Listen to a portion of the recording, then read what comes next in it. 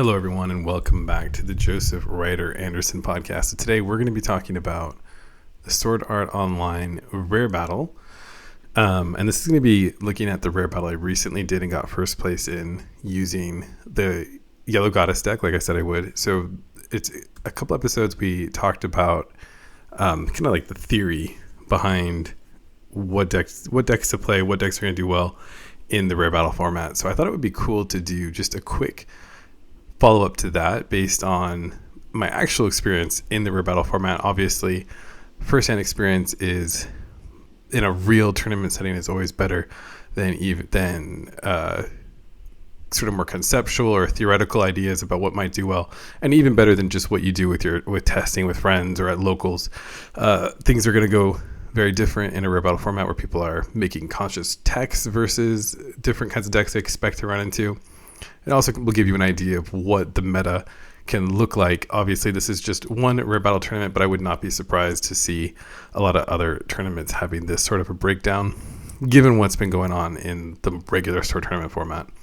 So again, if you have not listened to the last episode for the kind of like the overview of the SAO Rare Battle, check that out. There's a lot of information in there. We're going to go into some more specific matchups based on my tournament getting the first place Kirito Winner card. And then we're going to go over the deck list again. If you've already heard this in the last episode, I'm sorry, but we're going to go over that one more time here.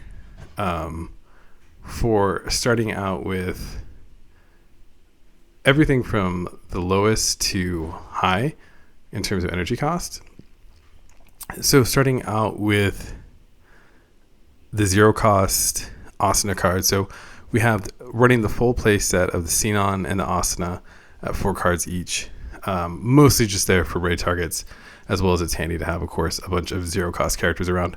We do have the zero cost Yu-Gi-Oh run at 2. So a lot of players have a lot of success running the raid package. This build does not run that. This is going all in on the Goddesses build.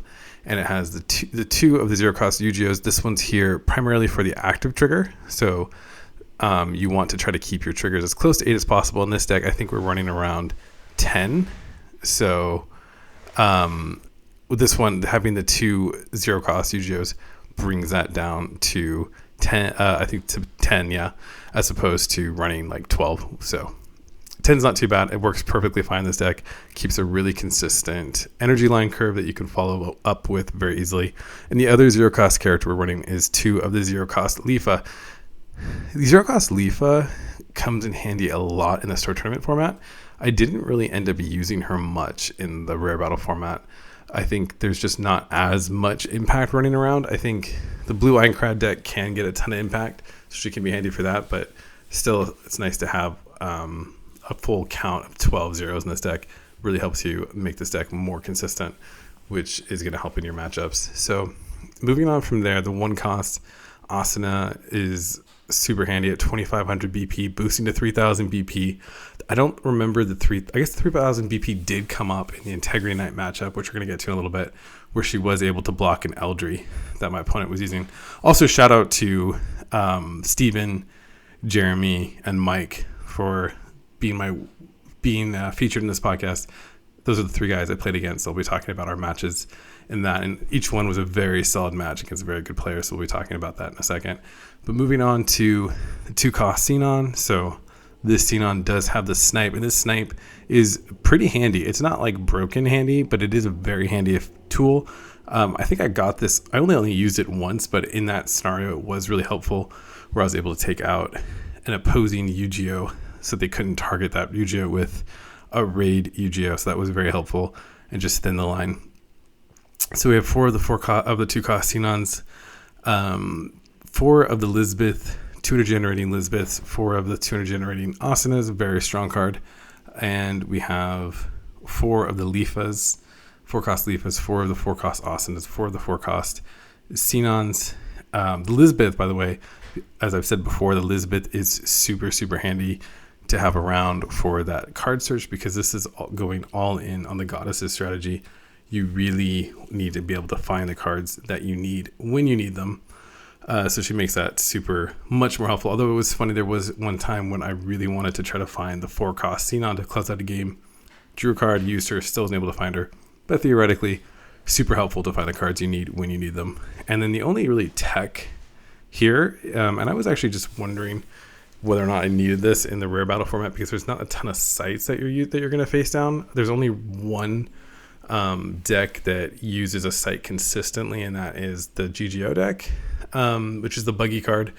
So this card in this format, you're not really using it to take out the site. You're really just using it as another rest play, and this did super come in handy and helped win me the battle against the blue Aincrad deck. So it's definitely worth including in your list as that forced rest and switch. So that's the deck I use. You can see that in the show notes. I'll include it. Also, a fun project I've been doing, which is maxing out this deck's rarity. So for the most part, it's almost there. There's a couple cards missing. I didn't realize I was actually missing one alt art Xenon 4-cost. So that'll be interesting once I get that all fully blinged out. So that's the deck list. It's been working really well for me. I think this was my 4th tournament in a row going undefeated. Obviously the 3 before were not rare battles, but it's been putting in the work for me. And again, the whole thing here is you're not rushing in early. You're not trying to overwhelm your opponent early. You're just trying to build up your resources, trying to build up a solid board, so that when you get to 4 life or less, that's when you're starting to really dig into your opponent. So I try to save my Asuna 4-cost raid for when I have 4 costs or less, and obviously the Xenon 2. But there are times when it is helpful to just go a little more aggressive and push the Asuna up. That did happen in some of my battles as well.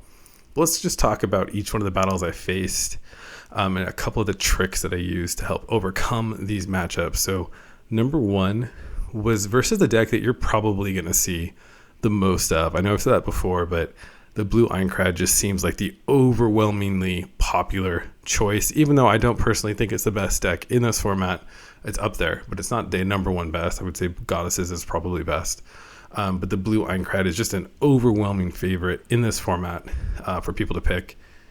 And at my rare battle, there was, I think, at least 3 of the 10, maybe 4. I think it might have been 4 out of the 10 were blue Aincrad. So definitely a heavy representation there. So you want to know how to play it against it. I think the thing that really helped, because I bricked pretty hard. I had a decent starting hand that I didn't want to get rid of, and I ended up bricking pretty bad. I think the thing that saved me is I did have a turn of a lot of AP extension to come back with, but also just making sure that I was keeping the Asuna off the energy line. So that's a really strong play, because that 5-cost Kirito that switches needs to have the Asuna on the back line to switch with. Also, the Asuna, preferably for them, is on the energy line, so that they can then switch it in using their effects, and then she gains a lot of power. So by using my Asuna and my unlimited landscape manipulation, I was able to just keep the Asunas sort of perpetually on the front line, slow down my opponent enough to catch back up after falling off pretty heavily there, and from a bad start, having a bit of a trouble coming back and then sealing it for the win. That was the toughest battle of the night. Moving on to the Mother's Rosario matchup. So this went kind of how I would assume the Mother's Rosario matchup would go. They did not manage to. It was Jeremy playing this, so shout out to Jeremy. Really solid player. If you don't know, he writes for the blog. Really, really strong player. And he was playing Mother's Rosario, which is sort of his pick for the SAO format in general. And it was really, he got extremely unlucky in our matchup he raided, kind of had to. He was, getting pressured by me. I had to raid forward an Asuna early, and then she got taken out by the top life card, which was a special. So that kind of was hard to come back from once that happened. And then just not getting a ton of Yukis in the sideline didn't help either.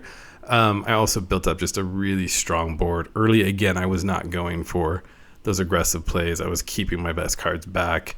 I think it was against him, though. I did raid an Asuna before I hit that 4 life left. I did raid up the Asuna to get a little more aggression. But I think the one little neat trick to use against that deck that I did find from playing against this matchup was if they have that Klein on the field, so he could theoretically have blocked a couple of my smaller attackers that I was being really aggressive with.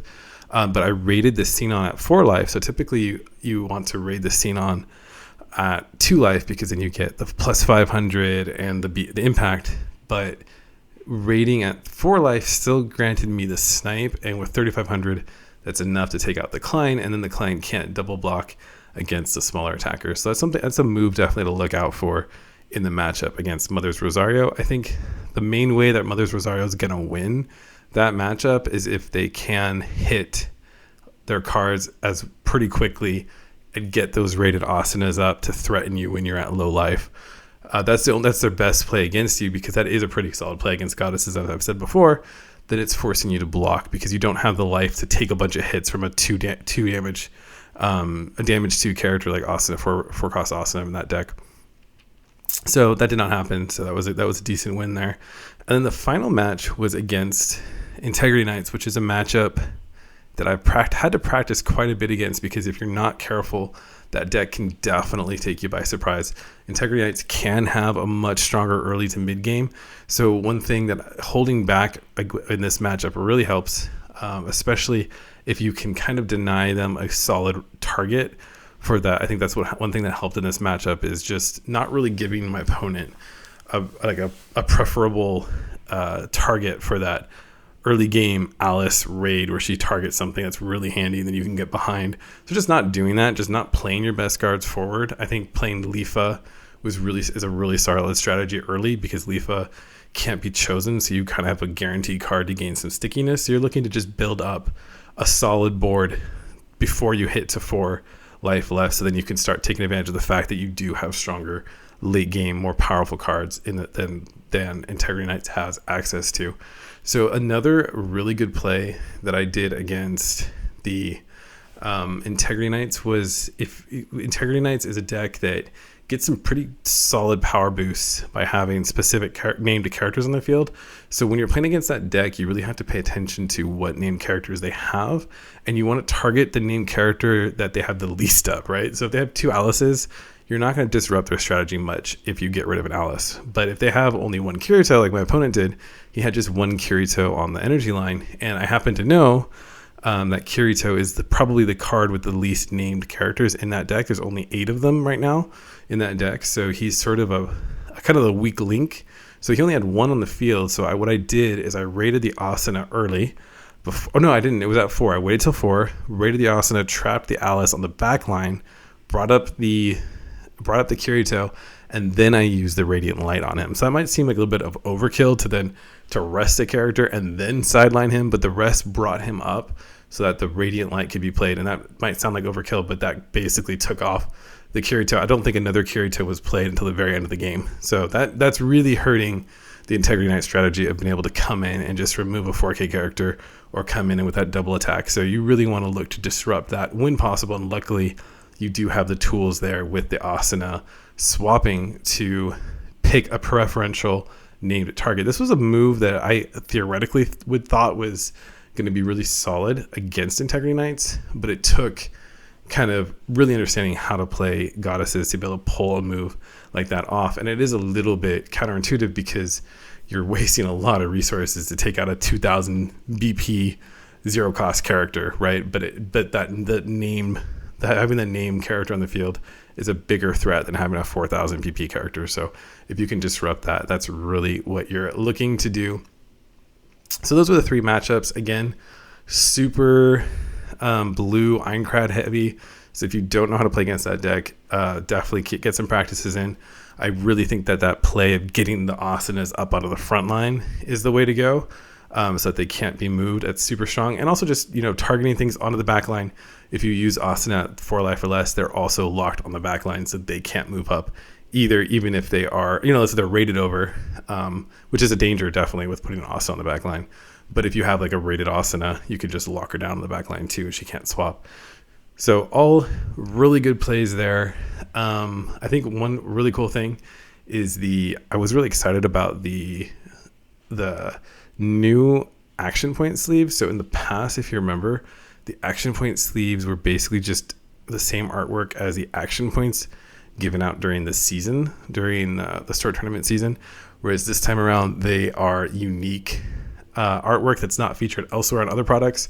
And the Sword Art Online sleeves are particularly cool, especially for a Sword Art Online fan. So that's what I have to say about the Sword Art Online Rare Battle. I've said it a couple times that I probably won't do a ton more on Sword Art Online decks and strategies for now. I keep saying that, and I keep finding new ways and new things to talk about with these decks and strategies. But I do think probably for now, that's probably the last time I'll talk about Sword Art Online for a bit. Although we do have Sword Art Online Volume 2 coming out in January. So January is going to be a really fun month for Sword Art Online Union Arena players. And there's a lot of really cool combos and strategies that are going to be included in Volume 2. And I think a lot of these decks are going to feel much more fleshed out when that set comes out. So next up on the podcast, next episode, we're going to be talking about something a little different and also super fun. So stay tuned for that. And if you haven't already, join the Discord, like and subscribe. I know this podcast is now on YouTube as an audio only podcast. So like and subscribe on YouTube and follow me on X, where I share a lot of updates and things that I'm working on. Until next time, thanks for joining.